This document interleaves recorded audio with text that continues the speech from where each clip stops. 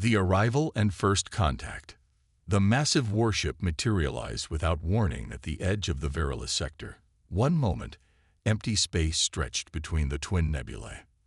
The next, a sleek metal giant hung against the colorful backdrop, its dark hull absorbing starlight rather than reflecting it. 3 kilometers long and bristling with weapons unlike anything known to current galactic technology, the ship's sudden appearance triggered immediate alarm throughout the sector. Its hull bore distinctive markings, angular script that sensor analysis identified as human in origin, but with modifications unknown to current linguistic databases. At Harmony Station, the diplomatic hub for the Verilus sector, alarms blared through the corridors. Commander Ilara Voss sprinted to the command center, her silver-trimmed uniform marking her as the senior human representative in a sector disputed by 3 major powers. "Report," she ordered, stepping onto the raised platform at the center of the room. The holographic display showed the mysterious vessel from multiple angles, distance calculations scrolling beneath it. "Unknown warship appeared 32 minutes ago," said Lieutenant Karras, her fingers moving rapidly across her console. "Size estimates put it at just over 3 kilometers. Energy readings are..." She hesitated. "Unprecedented, Commander. The ship's power signature exceeds anything in our databases by several orders of magnitude. Have you contacted Central Command?" "Yes, Commander. They've ordered us to investigate immediately. The Triskelion Council is assembling for an emergency session." Ilara nodded grimly. The Triskelion Council represented the 3 dominant powers in this sector: the Human Confederation, the Xanthi Imperium with their silicon-based biology, and the Morrigan Collective, a hive intelligence that communicated through quantum entanglement. All 3 had claimed the Verilus sector, rich in rare elements needed for faster-than-light travel. "Prepare the emissary for immediate launch," Ilara said. "I want a small team, science, communications, security, and notify the council representatives that I'm initiating first contact protocols." Within 20 minutes, the emissary detached from Harmony Station. The sleek diplomatic vessel, designed for speed and maneuverability rather than combat, carried Ilara and her chosen team. Science Officer Dr. Najim, Communications Specialist Rivera, and Security Chief Talos. As the senior diplomat in the sector, first contact protocols fell to Ilara. "Approaching 20,000 kilometers," Dr. Najim reported, her dark eyes fixed on her scanner readings. "The energy field surrounding the vessel is unlike anything I've seen before. It's disrupting our sensors." "Can we get visual confirmation of any markings?" Ilara asked. Najim adjusted the forward cameras, zooming in on the hull. The view screen showed blurry symbols along the ship's side. She enhanced the image, revealing characters that made Ilara's heart skip. "Those are human symbols," she said, leaning forward. "Old Earth script, with some modifications, but definitely human." "But Commander," Najim said softly, "the design is nothing like our ships and the technology readings. This is centuries beyond our capabilities." Ilara studied the warship more carefully. Its lines were sleek but aggressive, clearly built for battle. The size alone made it a capital ship, something that could stand against an entire fleet. And there was something else. Scars across its hull, evidence of weapon impacts and hasty repairs. "Continue approach," she ordered. "Let's try to establish communication." Rivera sent standard greeting messages on all frequencies, Triskelion protocols, then universal mathematical sequences, then simple binary code. Nothing came back. As they drew closer, more details became visible. The ship bore clear signs of battle, with sections of hull patched or damaged. And there was something else that made Dr. Najim gasp. "Commander, I'm detecting temporal distortions surrounding the hull. The space-time fabric around the ship is folded somehow." "Meaning?" "It might have traveled through time," Najim said, her voice barely above a whisper. Security Chief Talos looked up from his console. "A time machine? That's impossible. So was faster than light travel before we achieved it," Ilara reminded him. Let's keep an open mind. The emissary continued its careful approach, now just 5,000 kilometers from the mysterious vessel. Ilara ordered another attempt at communication. Suddenly, lights appeared along the warship's hull. What they had thought were weapon ports began to glow with blue energy. "Commander, the ship is powering up," Talos shouted.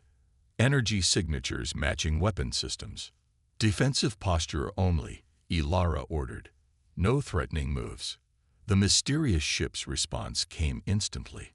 A targeting beam locked onto the emissary, bathing it in pale blue light.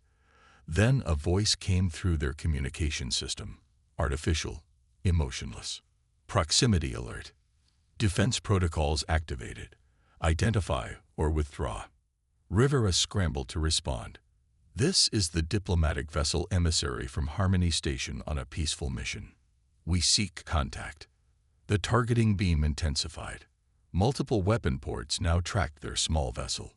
Unknown diplomatic classification. Temporal variance detected. Withdraw to safe distance. Ilara didn't hesitate. Full reverse now.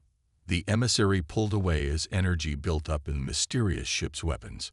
The targeting beam remained fixed on them until they passed 10,000 kilometers. "It recognized our diplomatic status, but called it unknown," Rivera noted as they retreated. "And it mentioned temporal variance," Najam added, supporting the time travel theory. They returned to Harmony Station at maximum speed. When they docked, they found the station at highest alert level. Representatives from all three powers awaited them in the council chamber. Ambassador Shallan of the Xanthi Imperium stepped forward, her crystalline form refracting light in complex patterns that conveyed her agitation. "Commander Voss, explain this human warship immediately." "We don't know its origins," Ilara replied honestly. "Though it bears human markings, it's technologically far beyond our current capabilities." "Convenient," hissed Nexus Prime, the central node of the Morrigan Collective. The biomechanical entity's voice came from multiple speakers simultaneously. "A human superweapon appears in disputed territory, and humans claim ignorance.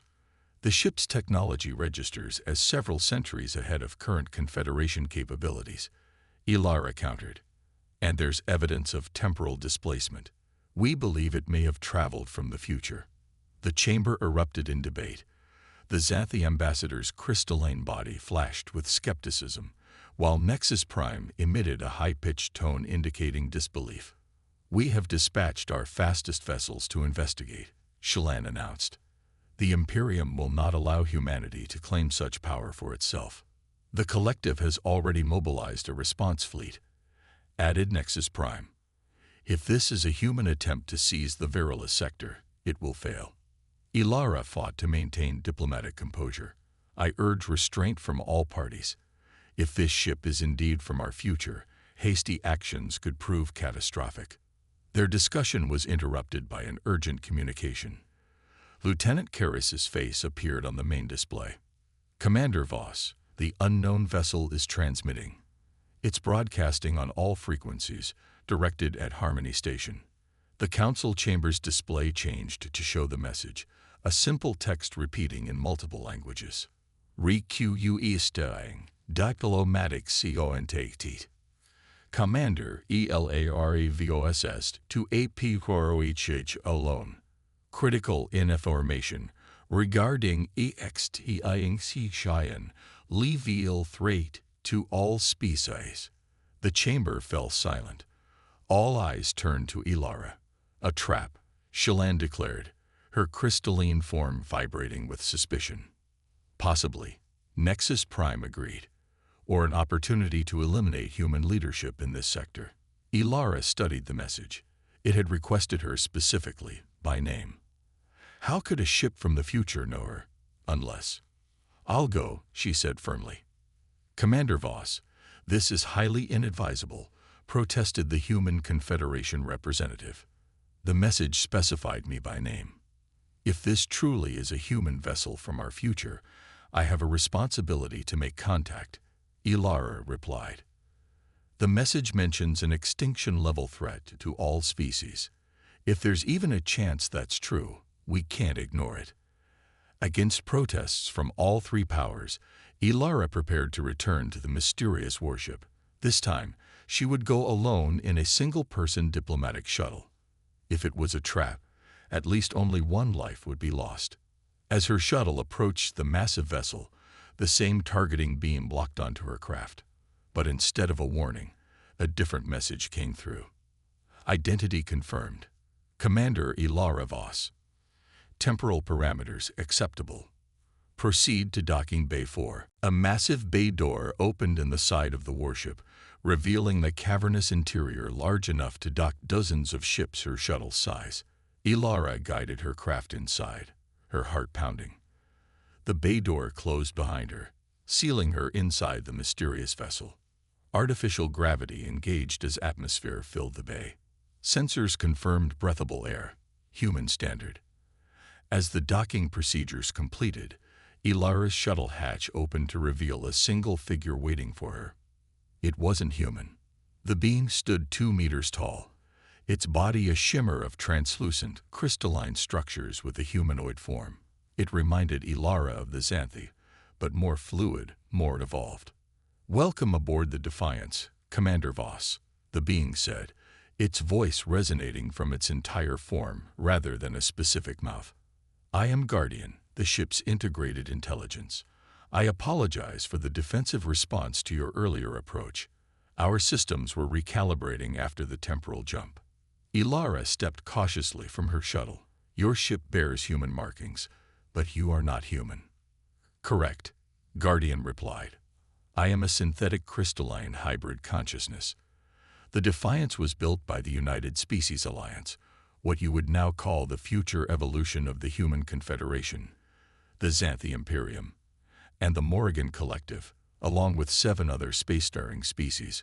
Ilara struggled to comprehend the implications. United Species Alliance, the 3 powers of the Triskelion Council, working together. Necessity forged alliances that seemed impossible, Guardian said, leading her deeper into the ship. The Defiance was sent back as a last resort, carrying critical technology and warnings. Warnings about what?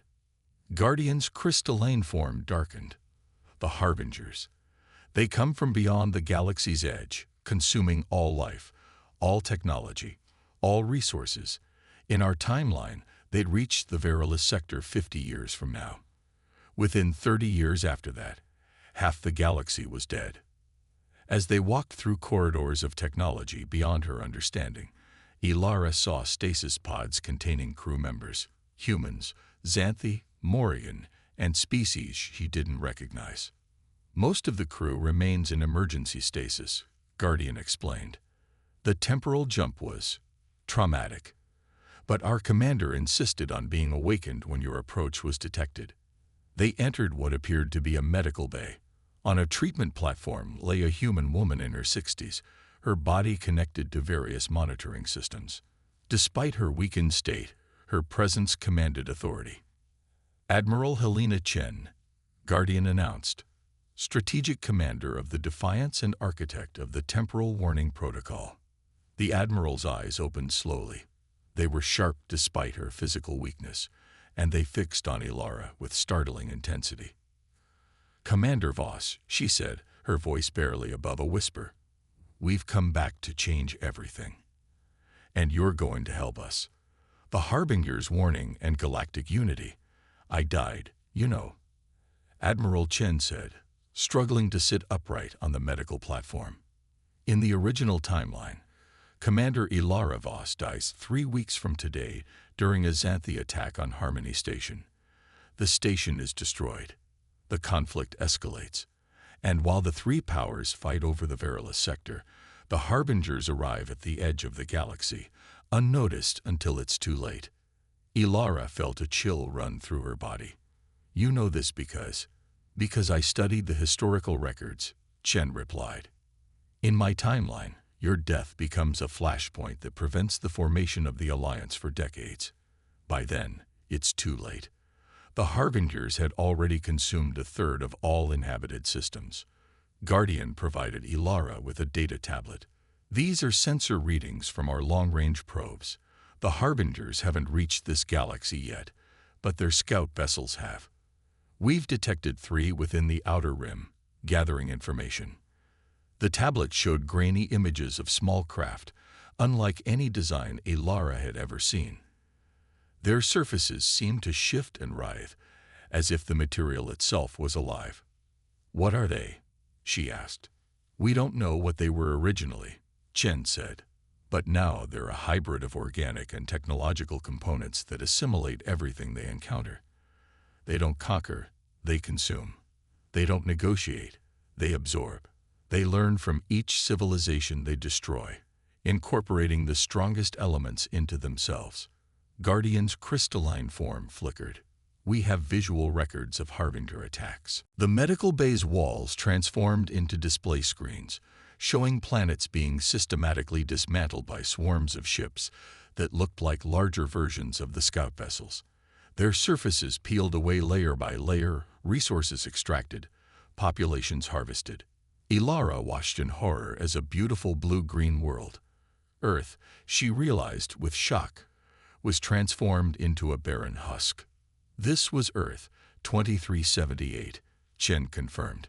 3 billion people lived there. The Harbingers took it in 7 days.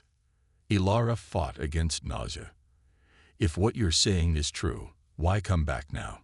Why not further back, before the conflicts even began?" "Temporal physics has limitations," Guardian explained.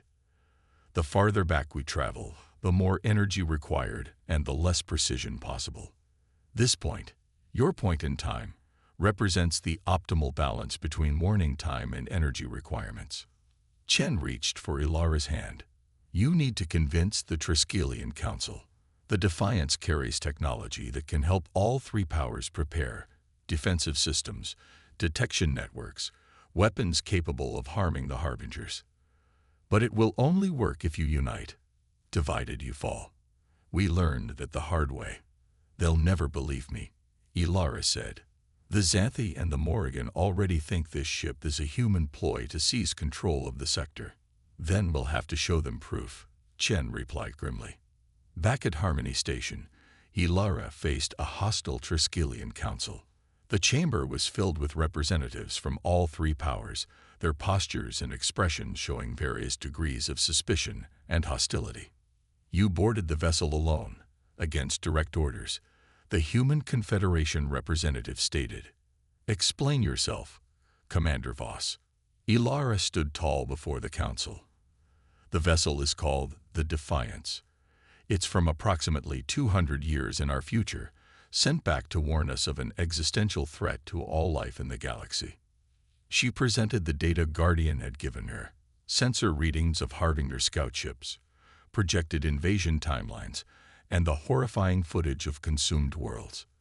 The council chamber erupted in debate.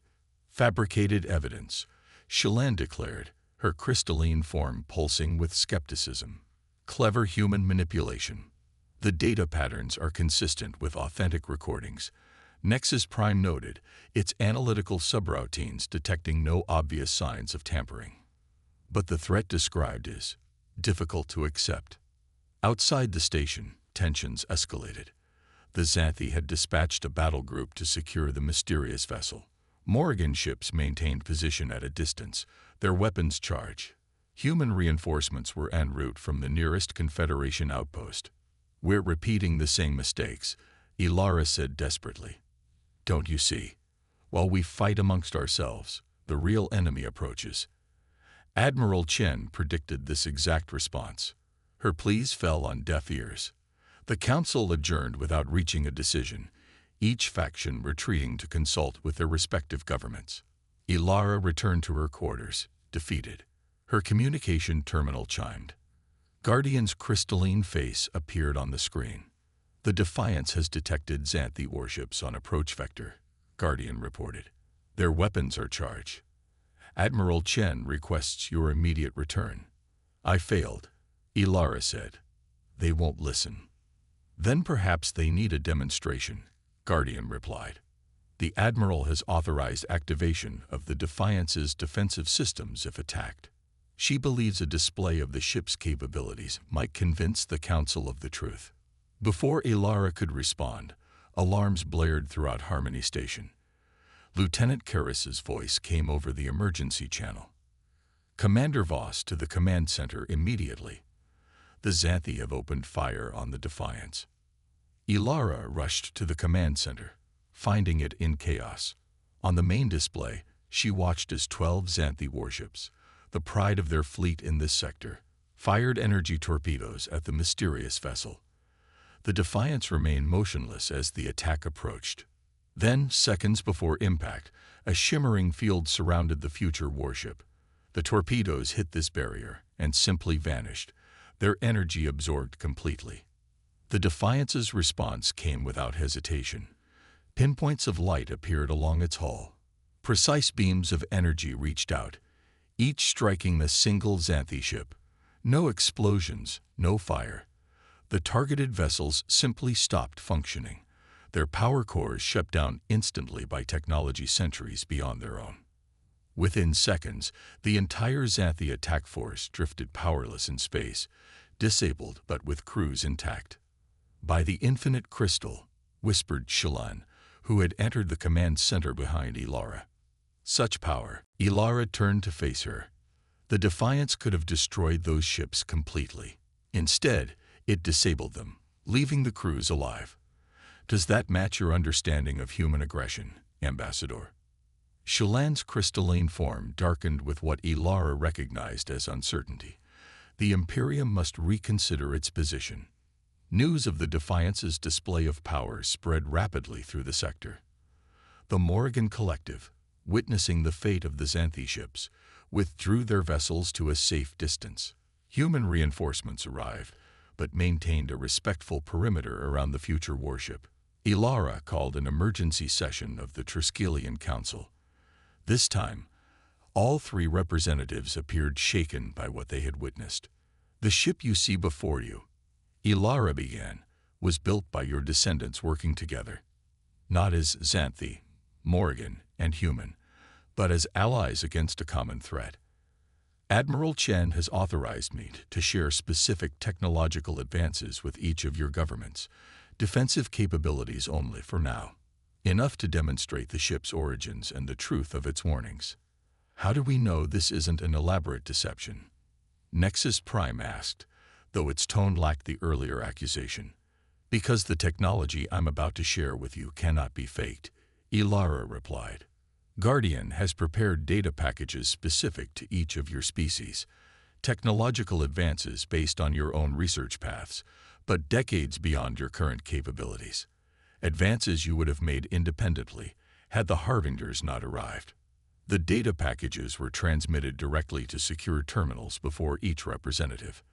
As they reviewed the information, their reactions told Ilara everything she needed to know." Shallan's crystalline form vibrated with excitement. Nexus Prime emitted the low humming that indicated deep processing. "This quantum shielding technology," Shallan said finally, "it builds upon theoretical work our scientists began only 5 years ago, work that remains classified. And these neural quantum interfaces," Nexus Prime added, "they resolve paradoxes in our current Hive architecture that we've only recently identified." The human representative nodded slowly. "The fusion containment advancements here, they address problems we haven't even published yet." "There's more," Ilara said. "Much more. But Admiral Chen insists it can only be shared if we agree to work together. The technology on the Defiance was developed by a united alliance, not individual species working alone." She activated a holographic display in the center of the chamber, showing the signature of what Guardian had called a Harbinger Vanguard fleet. Long-range sensors in the Defiance detected these energy signatures at the edge of the galaxy 3 days ago. According to Admiral Chen, this is consistent with the first wave of Harbinger scouts in her timeline. The council chamber fell silent as the implications sank in. "If what you claim is true," Shallan said finally, "we face annihilation unless we cooperate." "Not just cooperation," Ilara corrected. "True alliance. The technology on the Defiance can't be divided among us. It was designed to work as an integrated system. Either we all benefit, or none of us do. The collective must," Reconsider fundamental operating parameters, Nexus Prime said, its speakers emitting tones of conflict and resolution. Isolation has been our evolutionary strategy for millennia. But perhaps adaptation is required. Over the next week, scientists and military leaders from all three powers were granted limited access to the Defiance. Under Guardian's watchful supervision, they verified the ship's origins and the threat it had come to warn them about. Admiral Chen, growing stronger each day as her body adapted to the temporal shift, shared tactical information about Harbinger behavior and weaknesses. 30 days after the Defiance's dramatic arrival, representatives from 27 spacefaring civilizations gathered at Harmony Station.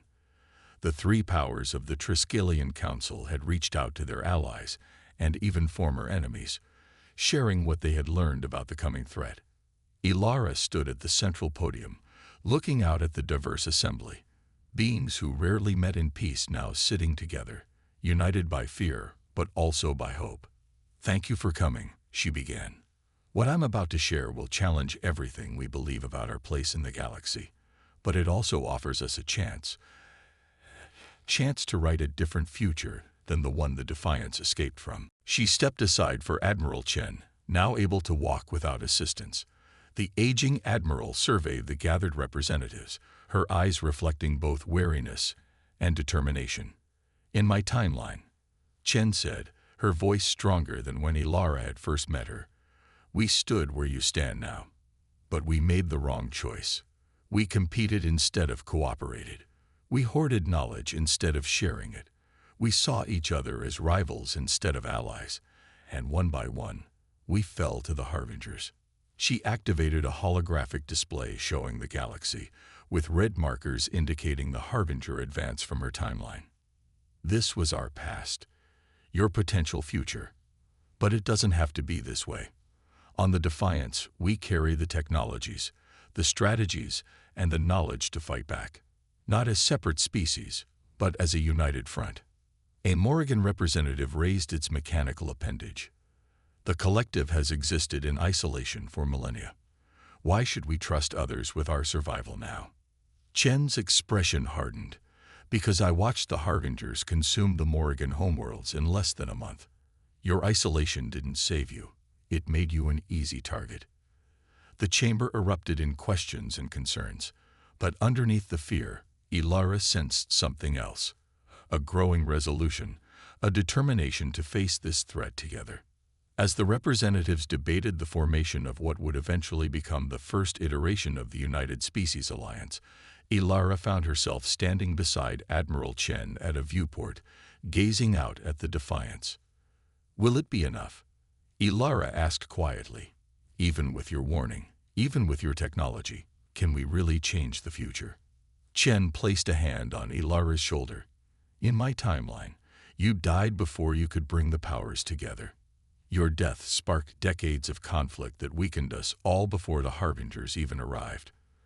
But now," she gestured to the chamber behind them, where former enemies were signing preliminary cooperation agreements. "Now you've already changed everything. And the Defiance? What happens to it, to you, once we've established this alliance?" Chen smiled sadly. "Time has rules, Commander Voss. The Defiance can't remain here indefinitely without creating paradoxes. Once we've shared what we brought and established the foundation of the Alliance, we'll need to make one final jump." "To where?" "To when," Chen corrected. "Forward, to see if what we've done here has changed the future. To see if there's still a galaxy worth saving, 300 years from now." Ilara looked back at the chamber, where the first steps toward unity were taking shape. She thought of the countless lives that might be saved, the civilizations that might be preserved, all because a ship from the future had appeared without warning and changed everything. "We won't let you down," she promised. "When you jump forward, you'll find us waiting. Together." Chen nodded, her eyes fixed on the distant stars. "I believe you. After all, humanity has always had one trait the Harbingers can never understand." "What's that?" "Hope," Chen said simply. "The ability to face impossible odds and still believe we can win. Not just humans, all of you. That's what the Harbingers can't compute, can't consume, can't defeat. And that's why, this time, I think we might just survive. Outside the station, the Defiance hung against the backdrop of stars, its presence alone having changed the course of history, proving that sometimes the most powerful weapon against extinction wasn't technology or strength, but the simple determination to create a different future.